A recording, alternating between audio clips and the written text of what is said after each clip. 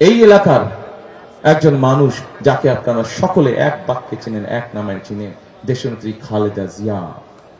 এই খালেদা জিয়ার উপরে আপনারা দেখেছেন, এই খালেদা জিয়াও এই এলাকা থেকে 1991 সালে নির্বাচন করেছিলেন।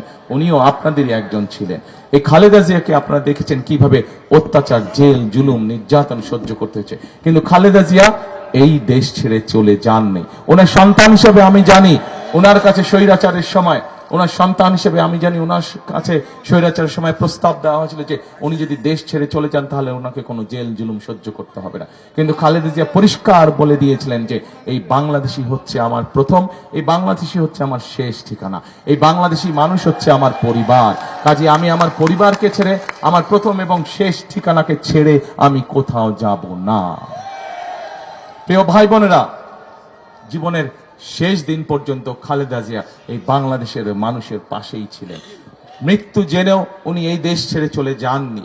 মৃত্যু জেনেও উনি এই দেশের মানুষকে সাথে নিয়েছিলেন এবং এই দেশের মানুষের মাঝেই উনি শেষ নিঃশ্বাস ত্যাগ করেছিলেন। প্রিয় ভাই বোনেরা, আজ যে খালেদা জিয়া বলেছেন বাংলাদেশই আমার প্রথম এবং শেষ ঠিকানা, প্রিয় ভাই বোনেরা, আমাদের সকলের, শুধু খালেদা জিয়া না, খালেদা জিয়ার সাথে আমাদের সকলের প্রথম এবং শেষ ঠিকানা কোনটি? বাংলাদেশ। আসুন, বিএনপি, আমি বলেছি একটু আগে, বিএনপি হচ্ছে বাংলাদেশের এই মুহূর্তে একমাত্র রাজনৈতিক দল যাদের একটি পরিকল্পনা আছে দেশ গঠন করা। বিএনপি হচ্ছে একমাত্র রাজনৈতিক দল এই মুহূর্তে বাংলাদেশে যাদের সঠিকভাবে দেশ পরিচালনার অভিজ্ঞতা রয়েছে। প্রিয় ভাই বোনেরা, কাজেই বিএনপি বিশ্বাস করে সবসময় যে জনগণই হচ্ছে বিএনপির সকল রাজনৈতিক ক্ষমতার উৎস।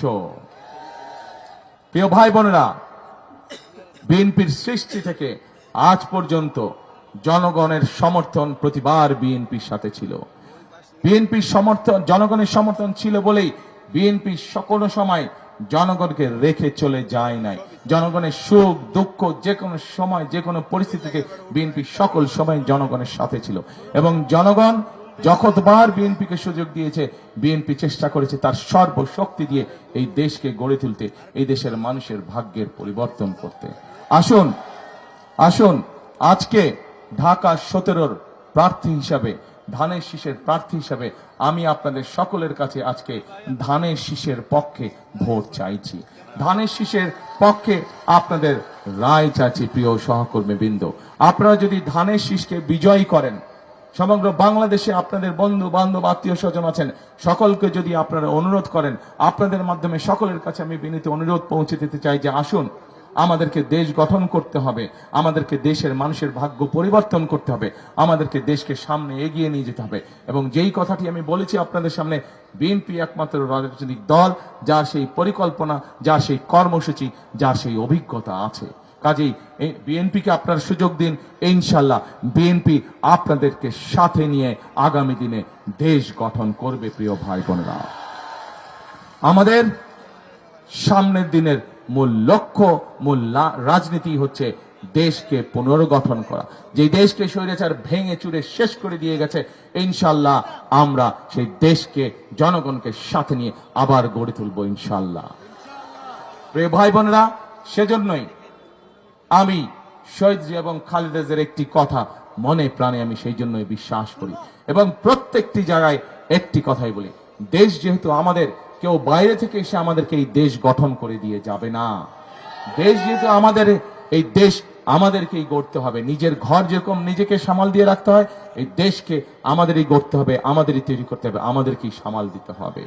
সেজন্যই আমি, প্রিয় ভাই বোনেরা, প্রিয় এলাকাবাসী, একটি কথা মনে প্রাণে বিশ্বাস করি আমি, সেই কথাটি হচ্ছে, প্রত্যেকে আপনারা জানেন, তারপরেও আপনাদের সামনে আমি কথাটি তুলতে চাই। করব কাজ কে, তারপরে করব দেশ, তারপরে সবার আগে বাংলাদেশ। করব কাজ সবার আগে, প্রিয় ভাই বোনেরা, করব কাজ, গর্ব দেশ, সবার আগে বাংলাদেশ। আমি ঢাকা 17 প্রার্থী হিসাবে আপনাদের সকলের কাছে ধানের শীষের পক্ষে ভোট চেয়ে আমার বক্তব্য শেষ করছি। ইনশাআল্লাহ আমরা দেশ গঠনে প্রতিজ্ঞাবদ্ধ। আল্লাহ হাফেজ। বাংলাদেশ জিন্দাবাদ, বাংলাদেশ জাতীয়তাবাদী দল জিন্দাবাদ। আসসালামু আলাইকুম।